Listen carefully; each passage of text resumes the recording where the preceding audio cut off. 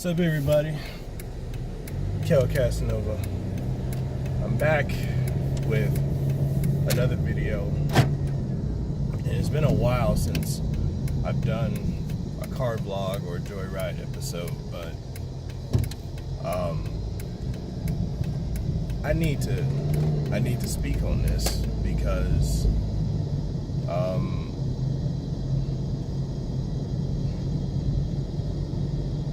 I'm going through some stuff right now, and it's really something, you know, like when you're depressed, which I am, heartbroken, which I am, and it's just every day it's just like a milestone. It's draining, you know. It takes such a toll on you, and you know that's where I'm at right now. And you know, every morning, you know, since Sunday, I've just been getting up. I've just, you know, feeling broken, feeling severe heartache, you know, just grieving, like a sense of loss. And I'll be one to tell you, you know, I've never really experienced heartbreak to the extent that I'm feeling now, you know, really ever before, aside from like when my daughter passed away. And, you know, being completely honest, it's doing a number on me. It's doing a complete number on me. Like it's wearing me out. You know, I don't even have taste for food. Don't even want to get up in the morning. It's something, you know. And I've learned, you know, I've learned that there are two essential things that you should do when you're feeling heartbroken or depressed or whatever have you. First and foremost, you need to talk to somebody. Now, that can be professional help, that can be a family member, an unbiased one, preferably. That could be a friend. And thankfully, you know, I've had people to talk to in that meantime, you know, since Sunday. And it's definitely helped, because any of y'all who talked to me on Sunday know that I was a fucking mess.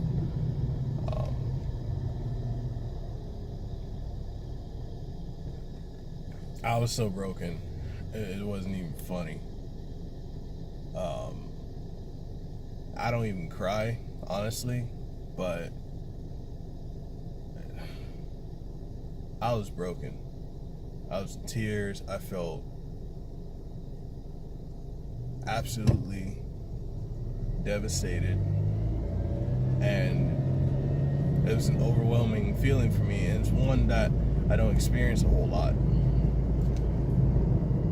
And the worst part about it is I was physically alone, you know, and it broke me to the core. But thankfully, I had family and friends to reach out to talk to me, to help me process through things. Because if I didn't, I really don't know what would have happened. I don't know, you know, I don't know.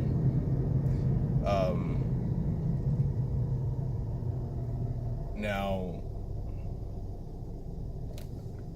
you know, thankfully I've got an appointment with my therapist. I can talk to him, you know, this coming weekend, and that's going to help a lot, because, you know, I do need to talk to someone professionally about how I'm feeling, about the heartache, the heartbreak. It's something, you know. And if you're ever feeling like that, you should never feel ashamed to reach out to someone or to get professional help, because it's definitely something that's necessary. It's there for a reason, and it's there that you need, you know, if you ever need it, definitely reach out and speak to somebody. It helps. It helped me process through a lot of things, like when I was dealing with my daughter's death and other situations. It's really helped me. So I'm very grateful to be able to have that option to use. Now, the second thing that I was saying that's absolutely essential is you have to allow yourself to feel everything.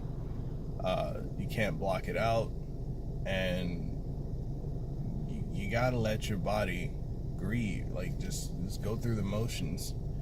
You know, I have been crying. I have been distraught. I've been feeling hopeless for so long. You know, from Sunday to now. It's Thursday, and I'm still feeling that way. And I'm not fighting it. I'm just allowing myself, because I'm like, I have to let myself feel everything that I'm feeling right now. Otherwise, I'll bottle it up, you know, come out at different points. Like, there's some times when I'm at work, or I'm at home, or I'm just wherever, and I just have this need to cry, you know. And being a man and crying doesn't make you less of a man to cry. Crying is the body's natural way of releasing pain, releasing stress, releasing tension. You know, and sometimes I just have to step away, and I have to cry, and I have to let it out, because it's absolutely essential for me to do. And you know, like this morning, yesterday I was pretty good. This morning I woke up and I wasn't, you know, and there's nothing wrong with just allowing yourself to feel it all. Now, don't allow yourself to feel it all to the point where you take a drastic action. Like, I'm never going to advocate for that. But allow yourself to feel everything that you need to, and process, and hopefully you can move forward. And by proxy of moving forward, you can move on.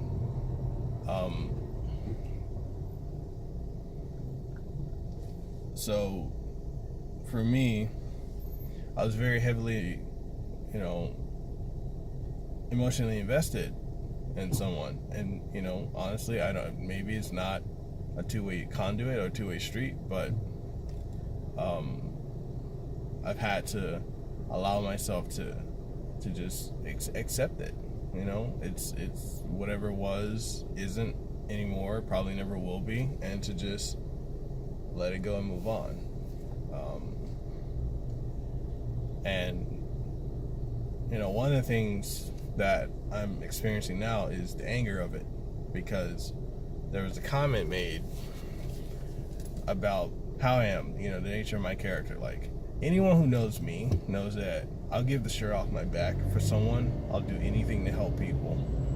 And you know, if I'm in a position to do something for someone, then I will. It doesn't matter what it is, how much it costs. I will do whatever, because it's in my nature to want to help or spoil people that I care about, you know? And basically, it was insinuated that, you know, I have ulterior motives for wanting to share or do for someone else. And, you know, I got compared to being like a pimp or something like that. And I'm like, all because I'm willing to do something to you know, just do something special for you, to just help you, to do, you know, to get stuff for you, which, I mean, it doesn't cost me a thing. And it's amazing how people who are damaged, who have been hurt, who have gone through severe things in their lives, how they can, with little to no effort, they can turn things around and make you out to be the bad guy. It is truly amazing, and the person, if you're watching this, I'm not mad at you. I'm really not. But, the things that you said about my character, the character assassination you basically did, that hurt, because I've never done anything ever to hurt you. Ever. But you said what you said. You kicked me to the curb. And, for someone who quote unquote feels guilty or feels uncomfortable or whatever with the fact that I was just willing to get stuff, to do things for you that no one else would, apparently, because I'm that kind of a person, to assault my character, to say things about me, and then talk about to say what you said, and then, of all things, you keep the things that quote unquote make you feel so-called uncomfortable. It's the irony of that. So this is a stage that I'm at now. I'm processing anger as well, because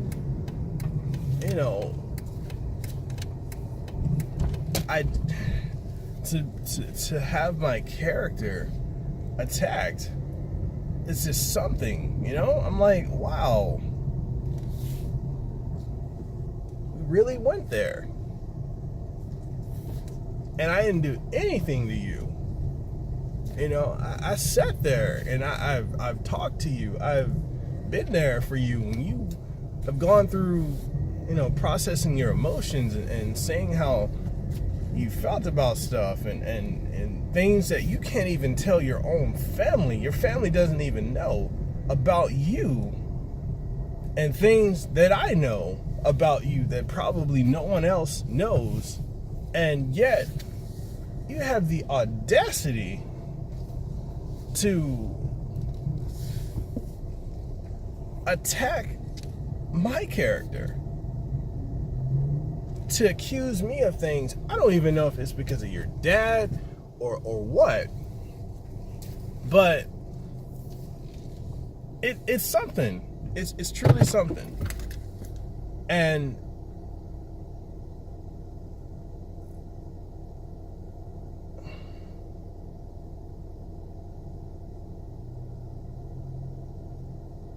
it hurts,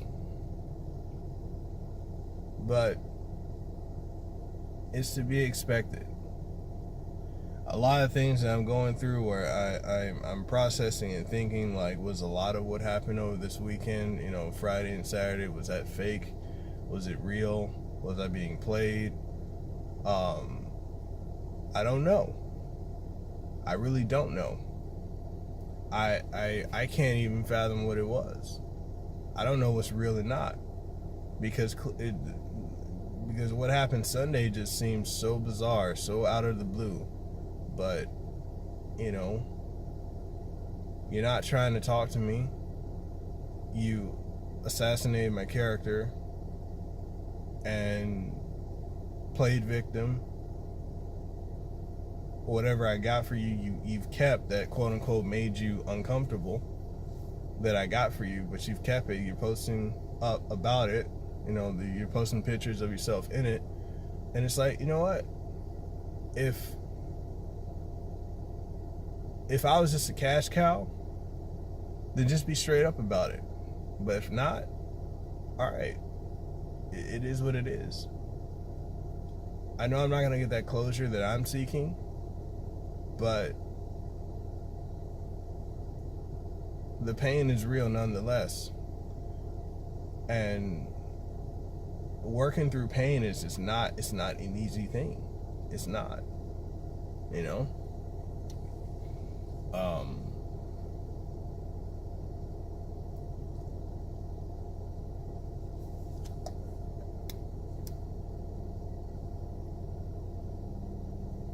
But I just felt like I need to do this video. I need to get it out of me, the things I've been thinking, things I've been feeling, because it's essential for my recovery, for my peace of mind, that I need to process all this out. So, like I said, 2 essential things you need to do. 1, you need to find somebody to talk to. You need to get it out. You need to not just have it swirling around in your head. Number 2, you need to allow yourself to process through it, to feel it all, and you're going to go through the 5 stages of grief, ultimately ending in acceptance, which, you know, I'm right now in the phase of grief and anger. That's where I'm at. But the last stage in that 5-step process is acceptance. And eventually I will get to that point. But that's where I'm at now. So hopefully, in doing this video, I'm not airing too much personal laundry. You know, I'm not trying to talk shit about another person or a content creator. I'm actually just trying to voice out how I feel, because I've been feeling this since Sunday, and it needs to get out of me. I need to release this energy. So, hopefully it helps somebody who's probably going through the same thing. And if not, it is what it is. So, that being said, I hope it helps, and I'll catch y'all on the next one.